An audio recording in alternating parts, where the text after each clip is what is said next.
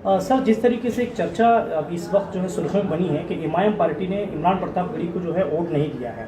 ये चर्चा के बारे में आप क्या कहना चाहेंगे? देखिए, हमने साफ शब्दों में ये बता दिया था और मुझे आदेश था बैरिस्टर असदुद्दीन अवैसी साहब का कि हमने कांग्रेस के उम्मीदवार इमरान प्रतापगढ़ी साहब को मत देना। हालांकि शुरुआती दौर में आपने देखे होंगे कि कांग्रेस ने ही अपने तौर के ऊपर ये विरोध कर रहे थे कि इमरान प्रतापगढ़ी बाहर के है, लेकिन हमने इस नज़रिए से सोचिए कि चलिए एक और हमारा साथी जो है वो राज्यसभा के अंदर पहुंच जाएगा। इसी वजह से हमने ये फ़ैसला लिए और असद साहब का फ़ैसला आने के बाद मैंने दोनों हमारे जो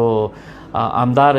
है फारूक शाह साहब धुलिया के और मुफ्ती इस्माइल साहब मालेगांव के, इन दोनों से हमने बात करके उनको ये बताया था कि पार्टी का आदेश है कि आपने देना चाहिए करके। अब जो बातें सामने आ रही है, ये कांग्रेस पार्टी ने अपने तौर के ऊपर सोचना चाहिए कि उनके दो कौन से ऐसे वोट्स थे जो फूट गए हैं और जिसका ठिकरा वो हमारे ऊपर फोड़ने की कोशिश कर रहे हैं। तो ये तो मतलब ऐसा हो गया है कि ये ना शुक्राने वाली बात है। हमारे से तो किसी ने अप्रोच ही नहीं हुआ था, कांग्रेस के किसी भी लीडर ने अप्रोच नहीं हुआ था, लेकिन चूंकि इमरान प्रतापगढ़ी थे तो हमने ये सोचा कि नहीं, इमरान प्रतापगढ़ी को राज्यसभा के अंदर आना चाहिए। इस वजह से हमने ये फ़ैसला लिया था। अब जो मीडिया वाले बता रहे हैं या बंद आवाज़ के अंदर ये हो रहा है कि हमने तो खुद से ऑफ़र किया था, उसमें हमारे को तो कोई बंधन था नहीं, कोई बंदिश थी नहीं, और ना कभी आपने आके हमसे ये कहा कि हमारा कैंडिडेट खड़ा है उसको दो करके। ये हमारे अंदर की आवाज़ थी और बैरिस्टर असदुद्दीन अवैसी साहब खुद ये बात माने कि ये वोट जो है इमरान प्रतापगढ़ी को हमको देना चाहिए करके, वरना मैंने सुबह 5 बजे है तो इसका ट्वीट करके ये बताया था कि पार्टी ने फैसला लिया है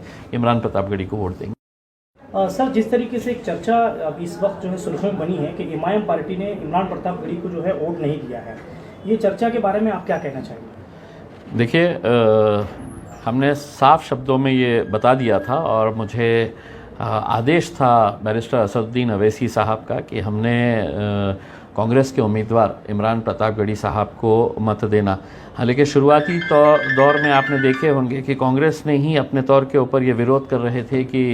इमरान प्रतापगढ़ी बाहर के है, लेकिन हमने इस नज़रिए से सोचिए कि चलिए एक और हमारा साथी जो है वो राज्यसभा के अंदर पहुंच जाएगा। इसी वजह से हमने ये फ़ैसला लिए और असद साहब का फ़ैसला आने के बाद मैंने दोनों हमारे जो आमदार